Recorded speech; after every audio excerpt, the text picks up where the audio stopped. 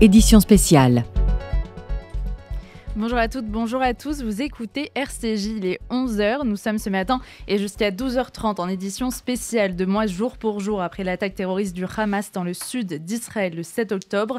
Un échange en 3 temps, d'abord un retour sur l'attaque du 7 octobre, où en sommes-nous aujourd'hui et puis les perspectives de l'après politique et sociétal et enfin les conséquences en France notamment, l'antisémitisme, la rupture féministe et les répercussions politiques. Et jusqu'à midi, j'ai le plaisir de co-présenter cette édition spéciale avec Annette Lévy-Villard. Bonjour Annette. Bonjour Asa. Et on va revenir dans un premier temps jusqu'à 11h30 sur cette journée du 7 octobre, tout ce que nous en savons désormais, l'attaque, les massacres, la prise d'otages massifs. Pour en parler avec nous ce matin, Rina Bassist, journaliste et ancienne diplomate israélienne. Bonjour. Bonjour. Myriam Rossman, vous êtes avec nous depuis Israël. Vous êtes docteur en relations internationales et histoire. Bonjour à vous.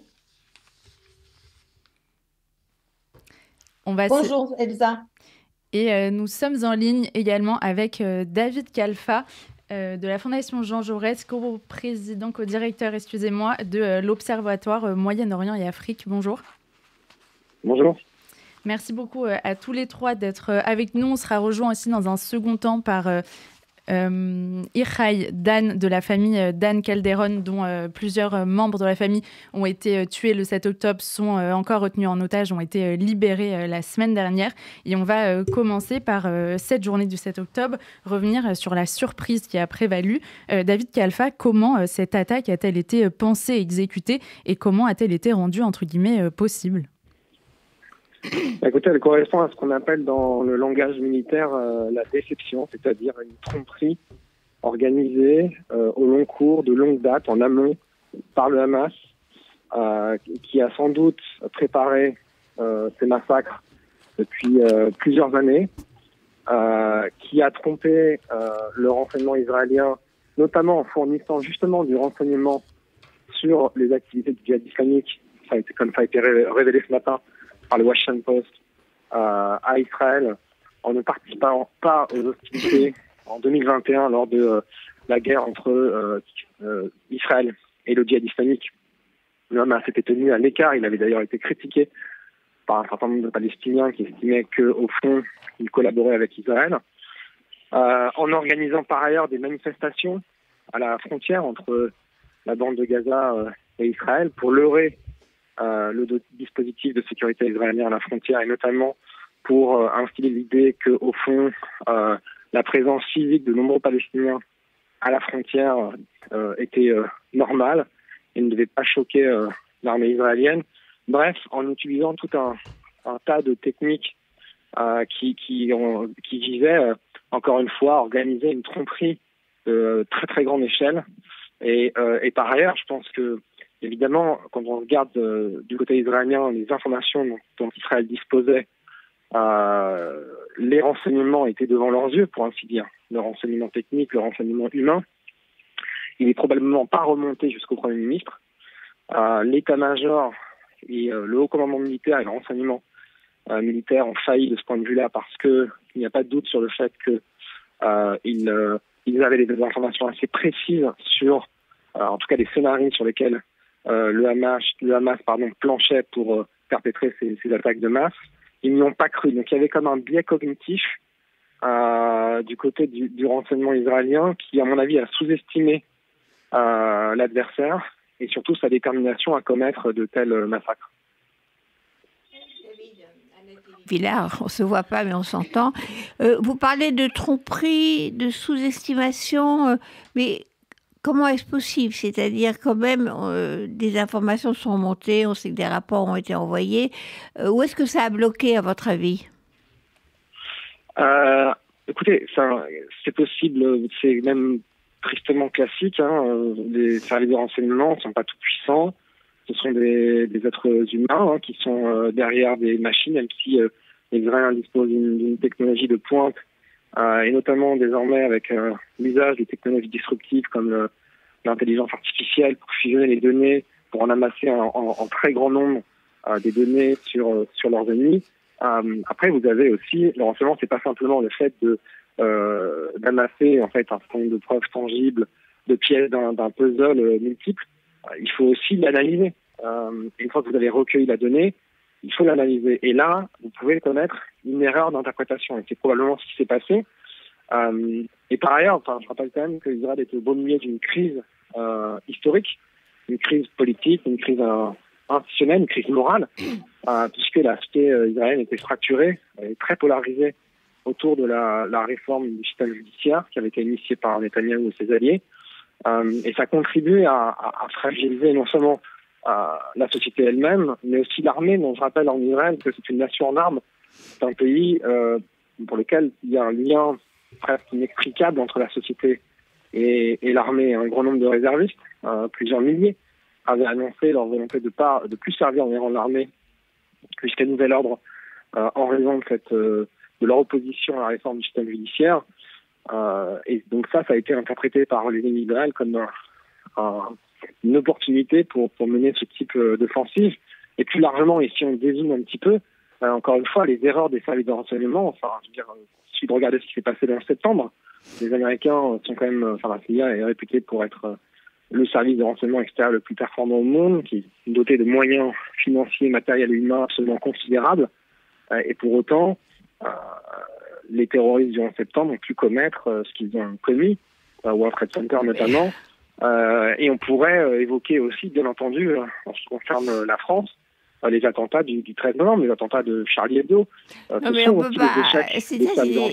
Non, mais là, vous prenez l'exemple du 11 septembre, ou vous prenez l'exemple du Bataclan, c'était des choses très nouvelles en France.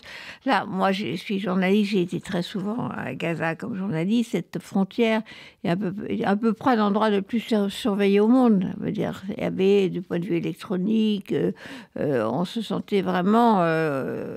On avait l'impression que c'était vraiment très, très sauvegardé, très surveillé. C'est ça qui a surpris tout le monde. C'était pas quelque chose de nouveau. Touché par les attentats du 11 septembre, mais le Pentagone, c'est un des endroits les plus surveillés au monde. Donc encore une fois, ce que j'essaie de vous expliquer, comparaison n'est pas raison, mais j'essaie de vous expliquer que les erreurs des services de renseignement, occidentaux en particulier, et de manière générale, bien sûr, elles sont légion dans l'histoire justement des services de renseignement, des relations internationales de manière générale.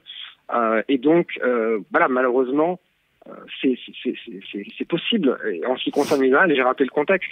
Il y a en effet un contexte très particulier. Parce que là, vous mentionnez la frontière sud. Le problème des Israéliens, si vous voulez, c'est qu'ils ont compté sur la technologie. Il y avait une espèce de biais technologique avec l'installation de cette fameuse barrière électrifiée qui comprenait des capteurs, notamment des caméras intelligentes. Et ils avaient le sentiment, au fond, qu'ils pouvaient en quelque sorte dégarnir le front sud en mobilisant un grand nombre de bataillons en Cisjordanie, parce que depuis au moins un an, depuis mai 2022, vous avez une espèce d'intifada à bas bruit, une insurrection en Cisjordanie, notamment dans le nord de la Cisjordanie, avec un effondrement de l'autorité palestinienne. Et donc, les soldats israéliens étaient mobilisés de manière massive, surtout dans des opérations de police. Et ça a contribué aussi à dégarnir le front sud. Donc, il y a un ensemble de facteurs, si vous voulez. Il n'y a pas une explication possible, il y en a plusieurs. C'est une faillite collective, c'est une faillite politique, c'est une faillite morale, c'est une faillite intellectuelle, c'est une vraie débâcle. Et je pense que cette faillite, encore une fois, s'explique par la crise que traversait le pays, et puis par ailleurs, et surtout par une erreur de perception qui a été commise par l'état-major de l'armée, par les services de renseignement militaire, qui ont été trompés par le Hamas, qui a vraiment organisé cette tromperie avec beaucoup de cynisme, mais aussi beaucoup d'efficacité, et ça a produit les résultats terribles qu'on connaît. Merci beaucoup David Khalfa d'avoir été avec nous ce midi sur RCJ. Et on poursuit l'échange avec Rina Bassist et Myriam Roussman. On a entendu que la préparation de ce 7 octobre durait depuis plusieurs années. Yahya Sinwar, l'instigateur du 7 octobre, a prévenu qu'il ne s'agissait que d'une première étape. Quels sont les ressorts politiques, géopolitiques qui ont renforcé le Hamas durant plusieurs années au point de lui permettre d'organiser ce 7 octobre? Et est-ce qu'ils sont considérablement affaiblis maintenant? Rina Bassist. Oui, donc David Khalfa a déjà mentionné peut-être 2 sur 3 échecs dans ce qui s'est passé le 7 octobre. Donc on a parlé de cet échec des renseignements On a parlé de l'échec opérationnel. Bon, ça encore, il faudra attendre, je pense, la comité ou les comités d'enquête pour savoir pourquoi ça a pris tellement de temps pour l'armée à réagir. Mais il y a bien sûr cette troisième volet qui est le volet politique, le volet de concept, l'erreur de concept. Et là, on peut diviser en deux choses. D'abord, il y avait sûrement une volonté politique du Premier ministre Netanyahou depuis des années de miser justement sur le Hamas, d'essayer de dialoguer d'une certaine façon avec Hamas pour affaiblir l'autorité palestinienne. Et là, c'est clair, on voit les prix de cette division, de cette décision de prendre, de renforcer Hamas. Mais on voit aussi cette erreur de conception de la classe politique israélienne, disant qu'on peut dialoguer avec le Hamas. Donc, c'est non seulement l'idée, mais c'est aussi de la mise en pratique, parce que, en fait, ça fait des années là qu'on regarde tout ce tunnel. Bon, on sait maintenant que l'opération même, toutes les préparations pratiques, ça commençait plus ou moins il y a un an. Mais quand on voit les tunnels, c'est clair que ça fait des années que le Hamas est en train de les creuser. Peut-être déjà, ils ont commencé en 2006-2007, après qu'ils ont pris les contrôles sur la bande de Gaza. Et en fait, ça fait des années qu'Israël a vu Hamas comme une organisation de deux têtes. Qu'il y avait la tête, la branche armée, et qu'il y avait la tête politique.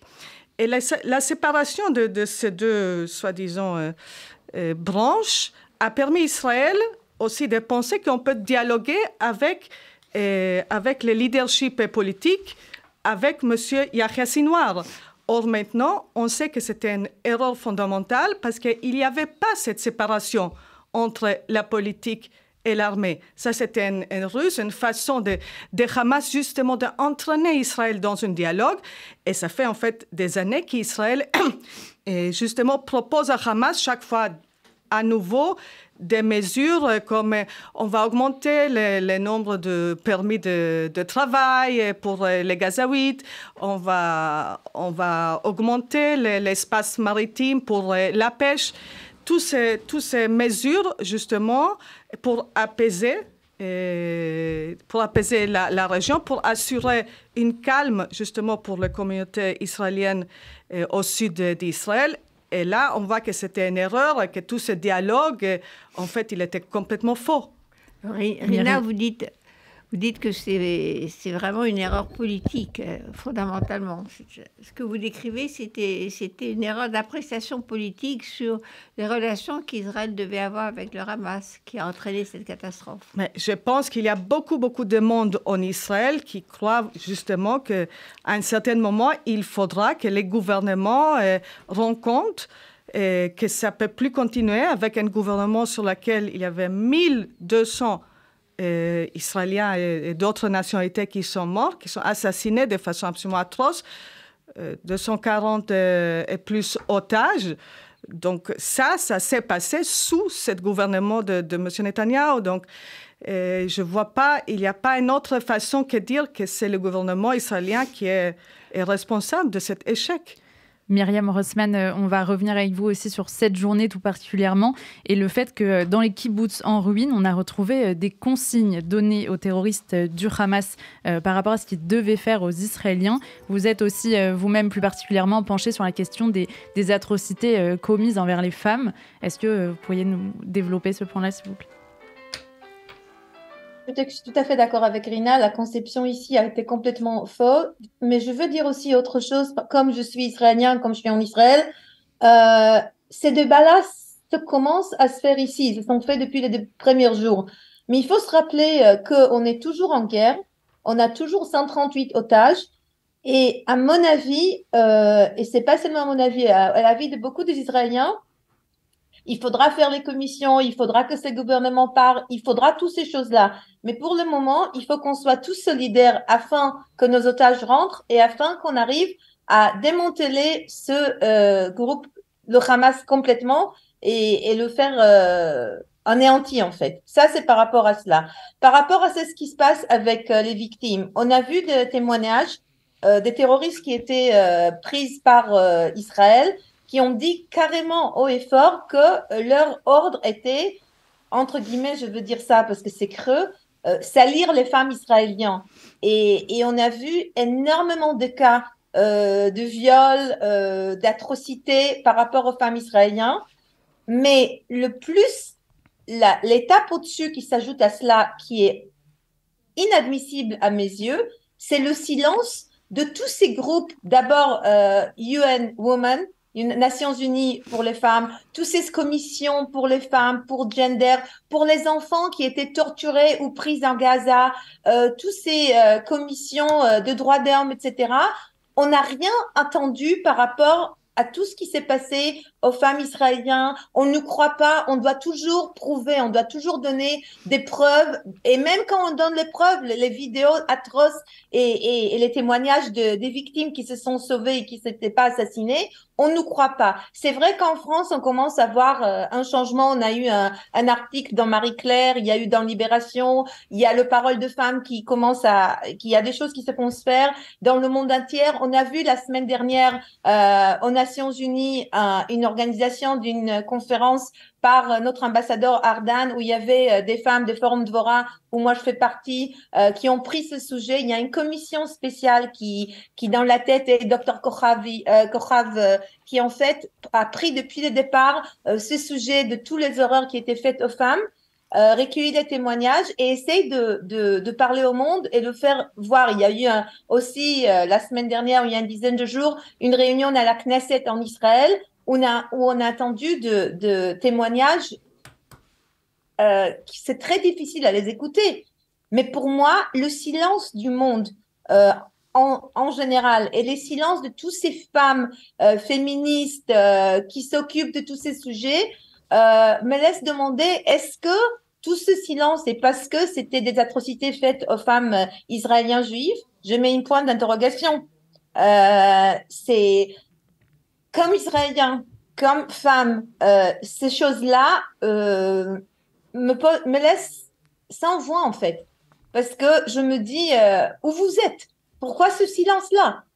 Et à cela s'ajoute le silence de Croix-Rouge et d'autres organisations internationales qui nous demandent de preuves. Et quand même, il faut qu'on prouve. Il y a des gens qui osent dire que tous les vidéos ou des terroristes et caméras, etc., c'est des choses que nous, on a montées et inventées.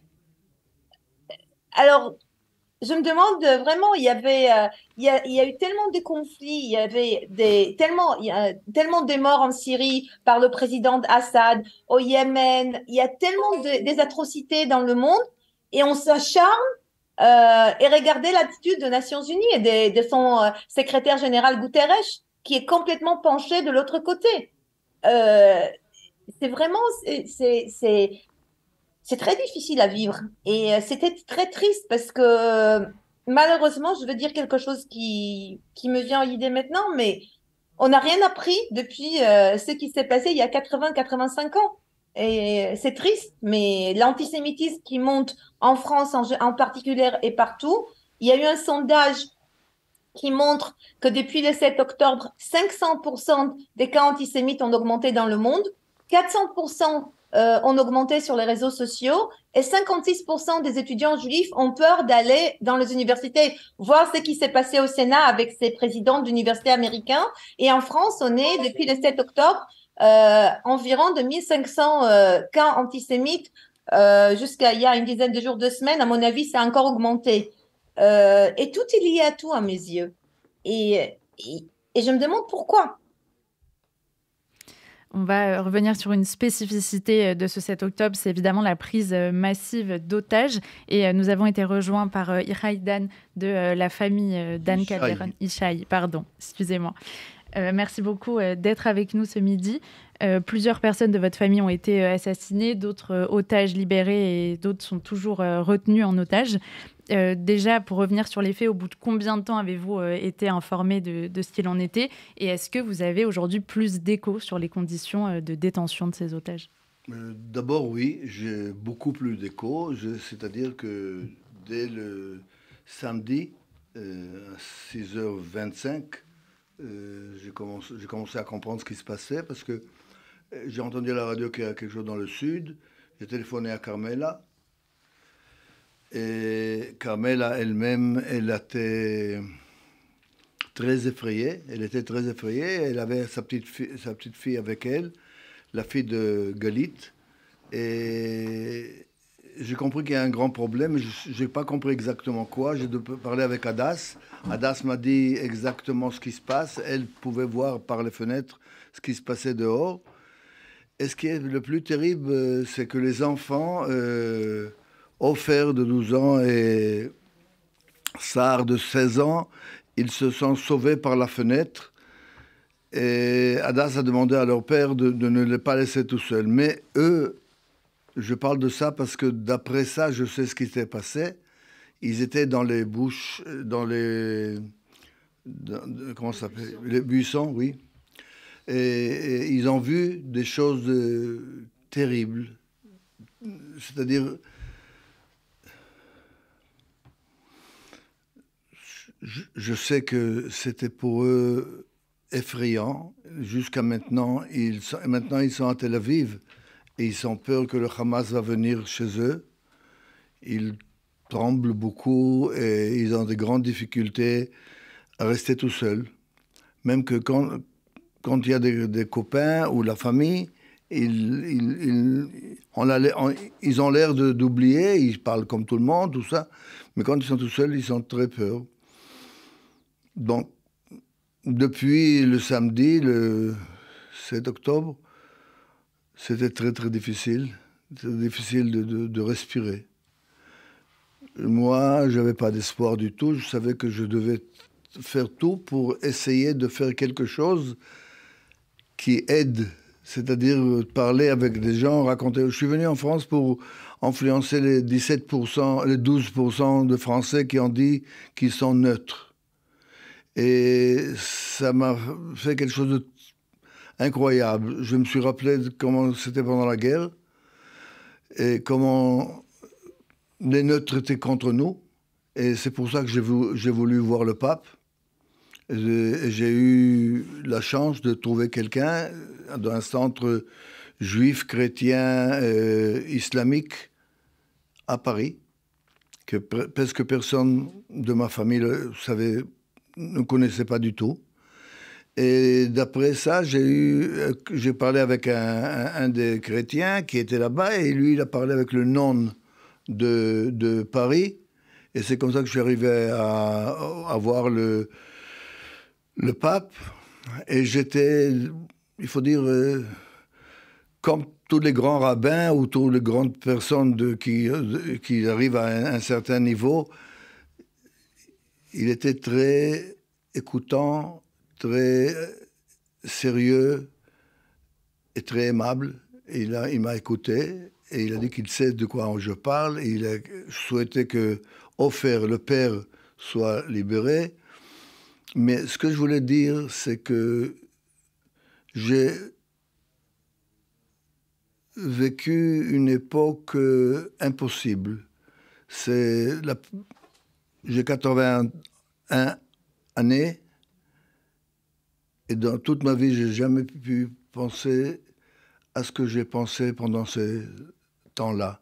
J'ai perdu la notion du mot espoir, j'ai perdu la notion d'être sensible. Il y avait seulement un sujet, c'était le temps. Et c'est toujours été... J'ai trouvé ça au commencement par l'anglais, mais je crois il y a aussi en français le present perfect. Le passé composé. Oui, c'est ça, mais je ne sais pas le dire tout seul. Le passé composé, c'est-à-dire ce qui arrive maintenant seulement. Et c'est tout. Et c'est la même chose envers Ofer. Je suis très, très contre ce que fait Netanyahou. Je ne peux même pas l'appeler avec son raccourcissement parce que ça a l'air un peu gentil. Et je crois que c'est une grande erreur pour tout le monde. Pour les Gazaouis aussi. Moi, comme toutes les familles d'ailleurs, c'est pas en pensée de haine ou en pensée de revanche il faut sauver d'abord les otages. Il y a encore 7 otages français, je crois, 5 ou 7, je ne sais pas exactement combien. 3 ou 4, 4 il me semble. maintenant. À 4, oui, c'est 4 otages. Je connais 2 des otages parce que je connais tous les membres du kibbutz Nir Oz. J'ai vécu beaucoup de temps à Nir Oz. Les 2 personnes que vous connaissez. C'est un qui est Ofer, qui est le mari de Hadas, et il y a Alomi. Les enfants ont été libérés, mais pas lui. Oui, non, pas lui. Et il y a Alomi, qui est resté, l'enfant a été libéré. J'ai entendu un peu ce que madame, excusez-moi, je ne sais pas les noms. Comment? Rina. A dit, oui, la plupart du pays, c'est pas tout le pays, c'est dommage, mais c'est la plupart du pays pensent que on pouvait éviter ça de toute façon. Et même si on n'a pas évité, il faut d'abord sauver les otages. Et après, fermer l'affaire avec le Hamas. On ne peut pas parler avec le Hamas. Ce n'est pas une chose possible. Le Hamas, ce n'est pas des gens. Le Hamas, d'abord, c'est une idée que même les musulmans sont contre ça. Ils veulent faire le charia dans tout le monde, et c'est tout ce qui les intéresse, c'est des machines à dévorer, à déchirer la viande des êtres humains. Ils ne pensent pas. On ne peut pas discuter avec eux. On ne peut pas comprendre comment on peut parler avec eux. Il n'y a pas une possibilité de parler. Les seuls qui peuvent parler avec eux, c'est le Qatar, et c'est les Égyptiens, et c'est les Français. Et l'Iran? Iran, oui, l'Iran leur donne à manger, quoi, l'Iran. C'est tout. Donc, je ne crois pas que maintenant, il y a un grand changement pour ceux qui sont restés. Au contraire, on sait que c'est très, très dangereux. Je ne sais pas si vous avez entendu Daniel Toledano, qui a parlé de ce qu'on lui a dit. Son frère est là-bas.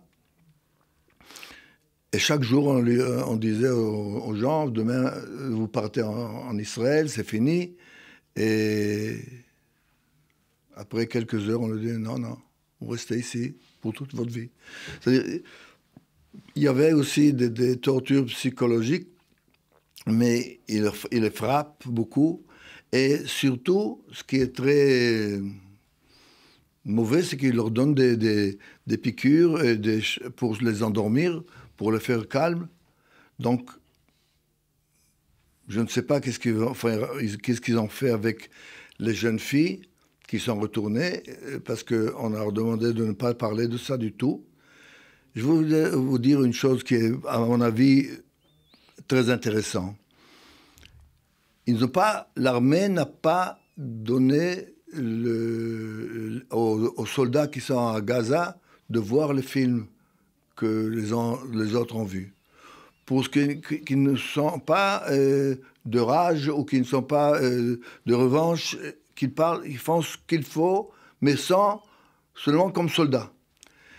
C'est-à-dire même l'armée israélienne qui donne de l'électricité, donne de solaire, comment ça s'appelle, je ne sais pas. Et du pétrole. Oui, c'est du pétrole, mais plus lourd. Hein.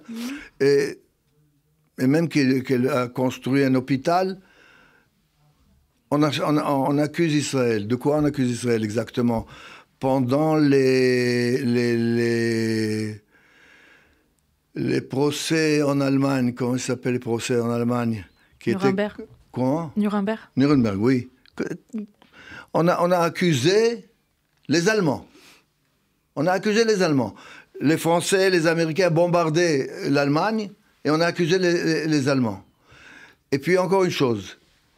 Est-ce que vous savez combien de soldats ou combien de Français sont morts pendant la guerre?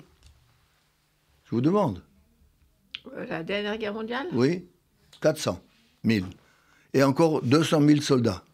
Vous savez combien d'Allemands étaient dans la guerre? 7,5 millions. Donc, si on fait le compte, on dit, voilà, c'est pas proportionnel. 7,5 millions, alors ils ont raison. les Allemands. Mais ce n'est pas la réalité. Et aussi en Israël, ce n'est pas la réalité. On ne peut pas mettre ce qu'ils ont fait contre ce qu'on fait maintenant, pour délivrer ou pour ne pas délivrer. Moi, je crois que c'est terrible pour les enfants gazaouis.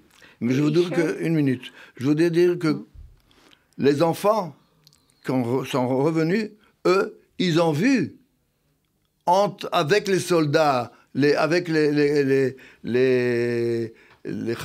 Hamas, ils ont vu exactement des enfants et des femmes qui sont venus pour prendre, pour voler, Donc, c'est difficile aussi de dire qu'ils sont seulement contre le Hamas. Ils étaient très contents de venir pour prendre ce qu'ils peuvent.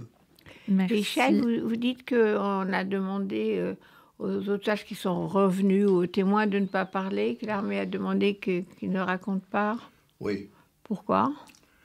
Parce qu'il y a des psychologues, il y a des psychiatres, il y a des groupes qui travaillent avec eux pour leur rendre une balance normale de la vie.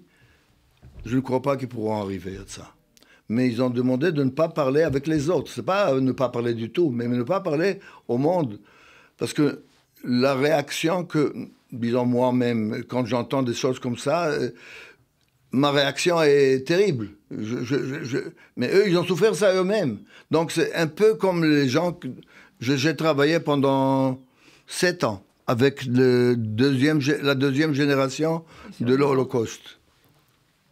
C'est-à-dire, après 70 ans, 60 ans, encore les enfants des gens de l'Holocauste souffrent. Et cela, je ne sais pas combien de temps ça prendra. C'est pour ça qu'ils ont demandé de ne pas parler. Merci beaucoup pour ce témoignage, Ishaï, Dan. Merci à Myriam Rossman d'avoir été avec nous et à David Kalfa un peu plus tôt. C'est la fin de cette première partie sur le 7 octobre. On se retrouve dans un instant avec vous, Rina Bassiste, pour une seconde partie sur l'après, consacrée aux perspectives politiques et sociétales pour Israël.